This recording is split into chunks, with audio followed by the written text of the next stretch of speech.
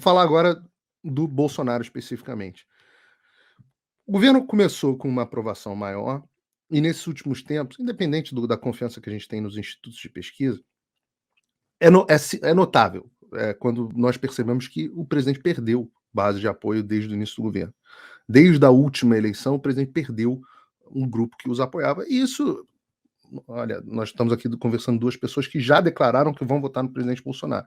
Então, é uma conversa franca aqui para as pessoas assistirem. O presidente perdeu um certo apoio. A gente conversa com os amigos que não são totalmente ligados à política, que eu falo aqueles amigos do futebol, amigos da faculdade, amigos que não são pessoas que estão ali no ambiente político, não estão participando desse dia a dia, não acompanham live de política, etc. E a gente vê que algumas dessas pessoas o presidente perdeu.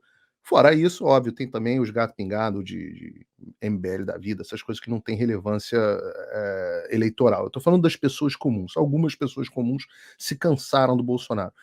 A que você acha que se deve isso, esse desgaste que o presidente teve? E já emendando para a segunda parte da pergunta, você acha que ele recupera isso no processo eleitoral? Veja bem, é natural que as pessoas que depositaram uma irrealista esperança de mudança total, de uma guinada de 180 graus, se frustrem. Porque, respeitado o regime democrático, e ao contrário do que tem dito alguns próceres aí da vida pública brasileira, que Bolsonaro é antidemocrático e tal, ele não fez nada contra a democracia, ao contrário, ele respeitou rigorosamente todos os ritos, todas as posições, todas as garantias democráticas e constitucionais, e segue assim. É natural que num regime democrático você não consiga fazer tudo que você quer. Eu diria até que você não faz nem metade daquilo que você se dispõe a fazer. Porque são as travas institucionais, e muitas delas, inclusive, erradas. Né? Ou você tem balizamentos que são mal postos pela instituição. Então, você tem leis que não foram ele, Bolsonaro, que produziu. Você tem uma Constituição de 88 que é um lixo, né? Porcaria. Tem órgãos de controle que nem sempre atuam com a técnica, atuam com perseguição política. Você tem uma imprensa muito aparelhada. Você tem uma série de problemas, um país com 210 milhões de habitantes e uma extensão territorial continental como a nossa, tem diferenças regionais, diferenças culturais, diferenças econômicas, né, e tudo muito acentuadas. Então, e para piorar, ele pegou a pandemia gigantesca, né, que começou logo no início do governo, no final de 2019, virada para 2020, e segue assim, né, até agora. E os governadores que são de oposição, de São Paulo, etc., jogando no quanto pior, melhor, porque querem desgastar o governo justamente para poder se alavancar politicamente em cima.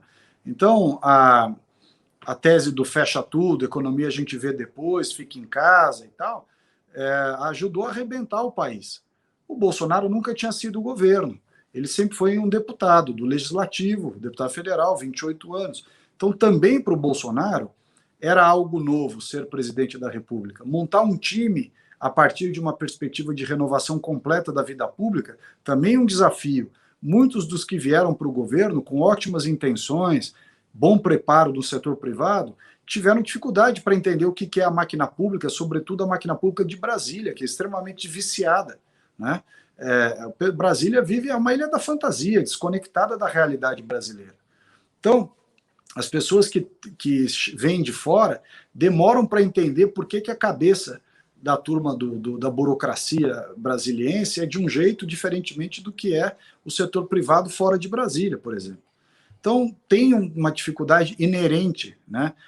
O presidente sempre foi uma pessoa muito, muito combativa e polêmica nas suas posições como deputado, e um presidente da República, ele tem uma exigência, uma postura diferente. E o Bolsonaro, também como qualquer ser humano, também veio se adaptando ao longo do tempo a esse novo papel de presidente da República de alguém que foi deputado 28 anos. Então, também você não pode exigir dele, do dia para a noite, que ele entre, o primeiro dia de governo, ele vira Winston Churchill. Não é assim. Ele tem muitas qualidades e as pessoas de boa fé reconhecem essas inúmeras qualidades.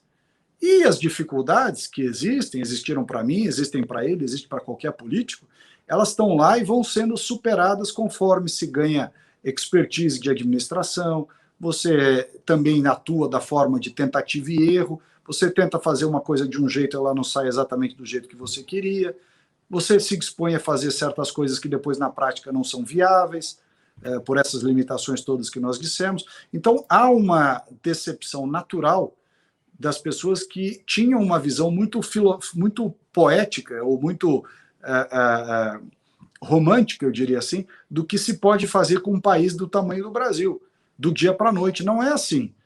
A América enfraquecida. Pânico, escassez, opressão, crise. A América e o mundo estão um caos, e você precisa entender por quê. Faça sua pré-inscrição agora, clicando no primeiro link na descrição, ou acessando www.fimdaamerica.com. Você acha que essas expectativas irreais eram também do presidente? O presidente também tinha expectativas irreais do que ele podia fazer ou não? Talvez de todos, né? Porque era uma vontade de mudar o Brasil para melhor tão grande, tanto do presidente, dos ministros, dos deputados que foram eleitos, de eleitores, que você entra com empolgação total e a realidade se impõe. E a realidade é dura, né? A realidade é difícil, o mundo real é muito difícil. Então, tenho para mim que um segundo mandato do Bolsonaro será muito melhor que o primeiro, porque ele já aprendeu como é que faz, já cometeu, digamos assim, todas as tentativas e erros que poderiam, ou quase todas as que poderiam ser cometidas, e é natural que seja assim, ele nunca foi governo antes, ao contrário de outros que se penduraram na máquina pública, e entra governo, sai governo, estão sempre pendurados em quem estiver no poder da vez. O Bolsonaro não é assim. Another COVID record setter. More than 1 million new infections reported nationwide in just 24 hours. It's happening at grocery stores across the country. The largest inflation surge in more than 3 decades. They have to pass it on to the consumer. They have to pass it on to you and me. Dr. Rachel Levine is making history, officially sworn in as the nation's first openly transgender. Want to work with the federal government and do business with us? Get vaccinated. Border bridge slowly starts to thin. New questions about the response by authorities. People are literally clinging on to U.S. military air. More than 66,000 experiencing homelessness in January 2020. 2 presidents who want the world to know that they are on the same page. Dozen companies already blocking or restricting President Trump on their platforms.